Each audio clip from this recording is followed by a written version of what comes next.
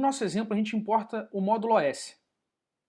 Se eu digitar simplesmente OS aqui e der um Enter, eu vou receber um name error, porque não existe no meu namespace atual uma variável com o nome OS. Então, para isso, eu tenho que fazer agora import OS. Agora, quando eu pergunto quem é o OS, ele me diz que a variável OS referencia o objeto módulo que está nesse local aí, nesse caminho. Observe que interessante que existe um arquivo .py associado com o módulo. No Python, módulos também são objetos. Então eu posso usar o ponto, que é o acessor, para referenciar algum recurso interno do módulo, como por exemplo, getCwd, que é uma função que me retorna qual é o diretório atual, é get current working directory. Eu executo ela, beleza, aparece aí o meu diretório atual. Para a gente ver que módulos são objetos como outros quaisquer, eu posso usar o comando type e passar aqui a variável OS. Ele vai me dizer qual é o tipo do objeto que a variável OS referencia, que é o tipo módulo. Eu tenho atributos especiais também nesse objeto. Eu posso pegar aqui os.__name__, ou seja, os.dundername, e eu tenho aqui o nome do módulo, que é OS.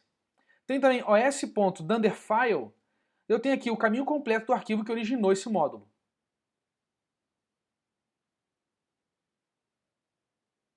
Muita coisa acontece dentro do sistema de import do Python. Quando eu digito import OS, o Python procura no Python Path se existe um módulo com esse nome. Por padrão, ele procura no diretório atual e procura em outros lugares específicos da biblioteca padrão. No caso do OS, ele encontrou o os.py dentro da biblioteca padrão que já vem instalada com Python.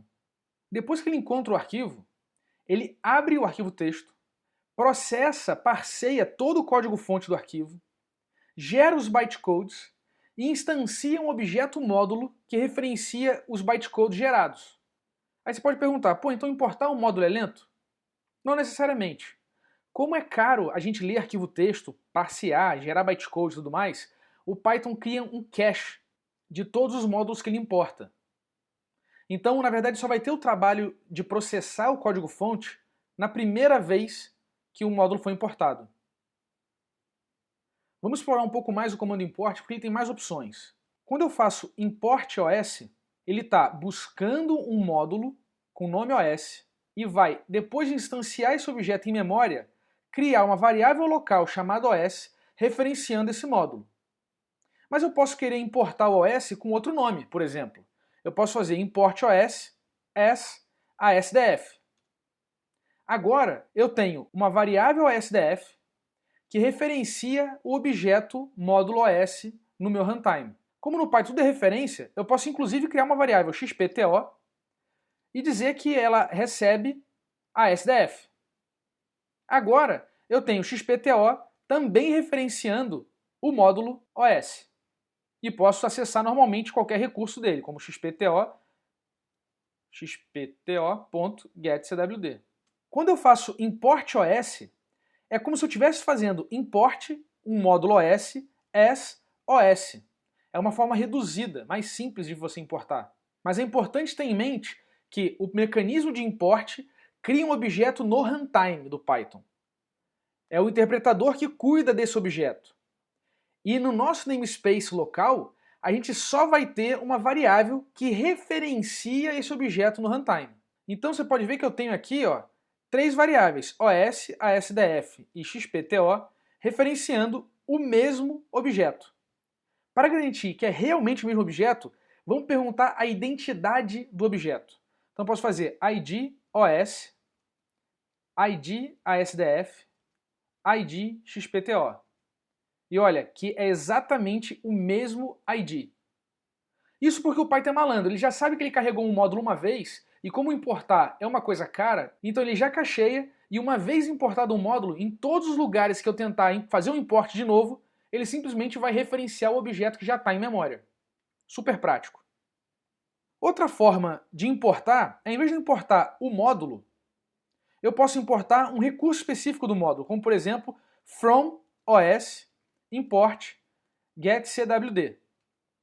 Agora eu tenho uma variável getCwd no meu namespace que referencia um objeto que está lá dentro do módulo OS. Com isso eu consigo fazer aqui, ó, getCwd, e ele vai executar a função do módulo OS. De novo, o nome getCwd é só uma referência. E quando eu estou fazendo um import ali em cima, é como se eu estivesse fazendo from OS import getCwd as getCwd. Então eu posso definir também um outro nome para esse cara. No caso aqui eu posso botar xyz. E agora tem aqui, ó, xyz me retorna o diretório atual. São vários nomes referenciando o mesmo objeto. Para verificar isso, a gente vê o ID. ID getCwd,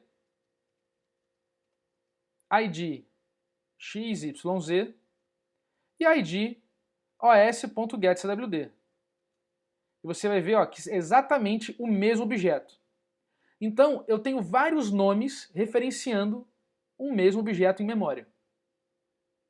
Não existe economia de recursos, de trabalho do interpretador, se você vai importar o OS ou vai importar um recurso específico dele. Seja para o import ou para o from, o Python vai ter que processar o código-fonte inteiro, gerar o bytecode todo, instanciar o módulo em memória. O que diferencia é só a quantidade de coisas que você vai ter no seu namespace.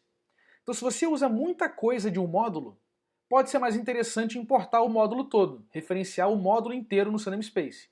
Já se você usa uma ou duas coisas do módulo, pode ser mais prático você simplesmente pegar o recurso que te interessa e evitar ficar usando assessor toda hora no seu código.